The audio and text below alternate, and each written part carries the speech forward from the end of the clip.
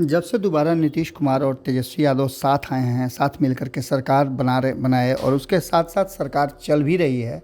इसी बीच में बजट सत्र भी आ गया और बजट सत्र को लेकर के भी कई तरह की बातें और चर्चाएं की जा रही थी। कहा यह जा रहा था कि बजट सत्र जो है वो एक अलग तरह का इम्पैक्ट देगा और इसको लेकर के सरकार पूरी तरह से घिर जाएगी।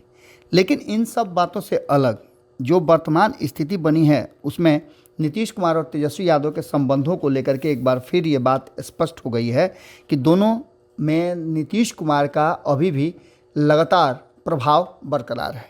इस प्रभाव को लेकर के नीतीश कुमार आगे की रणनीति बना रहे हैं और इस रणनीति में आने वाले चुनाव का भी पूरा पुट नज़र आ रहा है। हमने आपको खबरों में बताया था कि लगातार जिस तरह की चीज़ें सामने आ रही हैं उसमें नीतीश कुमार पूरी तरह से इन्वॉल्व नज़र आ रहे हैं और इस बार नीतीश कुमार ने सब कुछ अपने हाथ में ले लिया है, चाहे वो सरकार हो, गठबंधन हो या फिर आगे की रणनीति हो।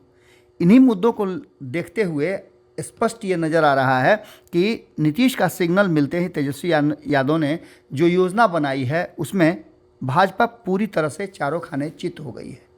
2024 को लेकर के भारतीय जनता पार्टी अपने कई तरह की रणनीति और नीतियां बना रही है, लेकिन उसमें सबसे बड़ी रणनीति जो नीतीश कुमार ने बनाई और बनवाई वो काफ़ी कारगर होती नज़र आ रही है। आपको बता दें कि बजट सत्र चल रहा है और इस बजट सत्र के बाद आप समझ लीजिए कि पूरी तरह से चुनावी तैयारियां शुरू हो जाएंगी, क्योंकि इसके बाद लंबा वक्त मिलेगा सभी राजनीतिक दलों को। लेकिन इससे पहले हमने आपको पहले भी बताया था कि नीतीश कुमार ने 1 साल का जो रोड मैप बनाया है, जो पॉलिसी निर्धारित की है, वो पॉलिसी भारतीय जनता पार्टी के लिए काफ़ी मुश्किल भरा नज़र आ रहा है। कैसे बिहार ग्रो करेगा, कैसे बिहार को राजस्व की प्राप्ति होगी और बिहार के लोगों को कैसे नौकरी और रोज़गार मिलेगा, इन सारे मुद्दों और तथ्यों पर गहन विचार और मंथन के बाद जो इस बार का बजट आया है उसमें नीतीश कुमार का इम्पैक्ट सीधा नज़र आ रहा है। एक तरफ जहां कई विभाग तेजस्वी यादव के पास हैं, उनमें से उन विभागों को लेकर के स्वास्थ्य की बात हो या अन्य मुद्दे हों, उन सब पर फोकस तो है ही, उसके साथ साथ नीतीश कुमार की मॉनिटरिंग भी चल रही है। इसी क्रम में अपने नगर विकास मंत्री के रूप में उन्होंने अपना जो वार्षिक बजट है उसे पेश करते हुए जो चीज़ें सामने रखी उसमें से 500 करोड़ का राजस्व प्राप्ति का लक्ष्य रखा गया है और ये जो होर्डिंग लगते हैं शहरों में, उस होर्डिंग के माध्यम से आने की बात कही गई है। अलग अलग जगह पर अलग अलग होर्डिंग लगाने के लिए आपको अलग से उसके लिए आदेश प्राप्त करना पड़ेगा। अलग अलग जगह पर अलग अलग लाइसेंस भी लेना पड़ेगा। वहीं प्राइवेट पोस्टर यदि आप लगाते हैं, विज्ञापन लगाते हैं, तो उसके लिए भी परमिट होनी चाहिए। इसके साथ साथ ये भी तय किया गया है कि भ्रामक एवं दुष्प्रचार वाले पोस्टरों या विज्ञापन लगाने वालों पर एक तो कार्रवाई भी होगी और दूसरी उनकी अनुज्ञप्ति भी रद्द कर दी जाएगी। इसके साथ साथ शहर को स्वच्छ रखने का भी पूरा प्रबंध किया जाएगा और इन सब बातों को लेकर के इस मामले पर नीरज कुमार ने सवाल खड़े किए थे, तारांकित प्रश्न पूछा था और इस प्रश्न के जवाब में तेजस्वी यादव ने पूरी बात स्पष्टता से बताई थी। इसके साथ साथ आपको बता दें कि नीतीश कुमार की मंशा साफ नज़र आ रही है कि हर हाल में राज्य अपने संसाधनों से राज्य का विकास करेगा। इसके लिए हर तरह की बातें और हर मंत्रालय को कहीं ना कहीं नीतीश कुमार ने निजी तौर पर भी योजनाओं को 1 साल के अंदर में काम करने की बात कही है।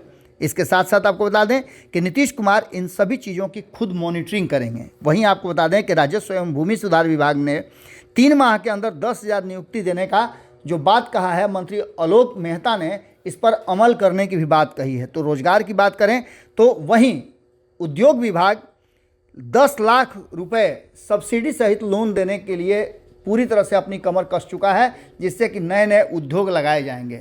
ये सारी बातें नीतीश कुमार लगातार मॉनिटरिंग के बाद बजट में शामिल करवाए हैं। अब देखना दिलचस्प होगा कि भारतीय जनता पार्टी जो लगातार सवाल उठा रही थी कि राज्य की सरकार पर, उनके सवालों का फहरिस्त ऐसा लगता है कि कम हो गया है।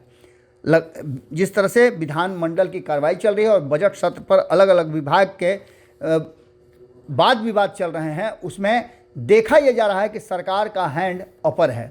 अब ये भी दिलचस्प होगा कि 1 साल का जो कार्यक्रम तय किया है नीतीश कुमार ने, उसको लेकर के क्या कुछ निकल कर के सामने आया है। नीतीश कुमार के सिग्नल मिलने के बाद जिस तरह से तेजस्वी यादव ने और अन्य विभागों ने पॉलिसी बनाई है, उससे भारतीय जनता पार्टी को नहीं सूझ रहा है कि वो आगे कैसे सरकार को घेरे। अब इस पूरे मामले में देखना ये भी दिलचस्प होगा कि 2024 के चुनाव के लिए ये तैयारियां कितना कारगर साबित होती हैं और आम लोगों को इससे कितना फ़ायदा मिलता है। जुड़े रहिए भारत लाइव के साथ। बहुत बहुत धन्यवाद। अगर ये वीडियो पसंद आई और वह बिहार के राजनीति और बिहारियत से सरोकार रखेनी तो सब्सक्राइब बटन दबा के चैनल के सब्सक्राइब कर ली। ओजे एगो घंटी बा, ओकरा बटन दबा देला से कुल सटीक और मारक खबर रुआ मुफ्त में मिल जाई। अगर रुआ पत्रकारिता के हमनी के नया प्रयोग में सहयोग कर चाहतानी तो ज्वाइन बटन दबा दी। पेटीएम नंबर नोट कर ली 9386816700। धन्यवाद।